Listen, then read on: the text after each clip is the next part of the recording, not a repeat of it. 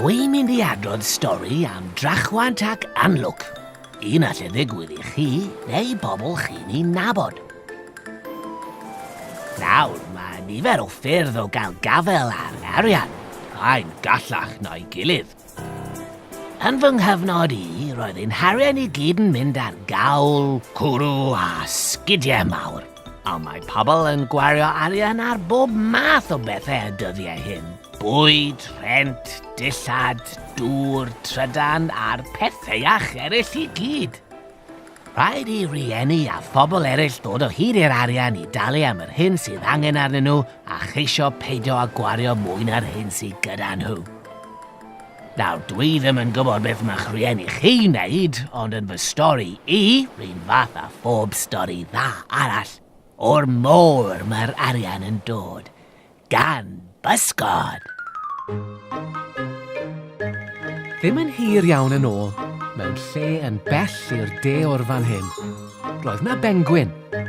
Roedd y pengwyn hwn yn hoff iawn o bysgota, fel mae llawer o bengwyns. Roedd yn eistedd yn amyneddgar, ddydd ar ôl dydd, oedd yn eira neu'n haul braf. Wedi dal un! Nawr, credwch neu beidio, nid ar bysgod yn unig y bydd byw pengwyn. Felly mae'n rhaid iddo weithiau fynd i'r dref I siopa am bethau eraill.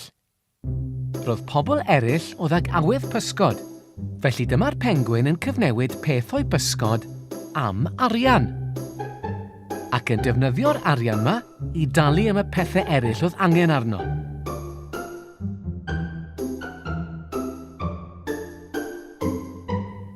Roedd hyn yn wych, ond roedd angen arian I gael pob math o bethau, ac aeth yn swm mawr yn fuan.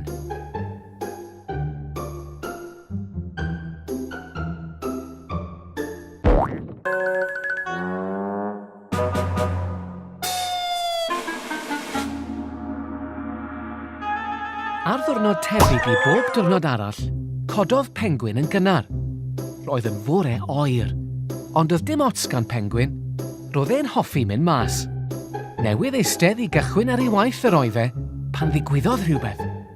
Roedd e'n bysgotwr da, ond gall y gorau ohonom gael mwy na'r disgwyl weithiau. Daeth o ddyfnderoedd y dŵr, rarswyd am un enfawr. Roedd y ddau am ennill, y pysgodyn a'r pengwyn, ac roedd y ddau wrthi yn tynnu a gwthio tan.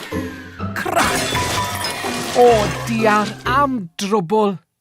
Allai pengwyn ddim pysgota tra bwy wialen wedi chwalu, a doedd dim un sbar ganddo. Rhaid iddi gael ei thrwsio. Byddai llon dwrn o newid man yn werth dim byd,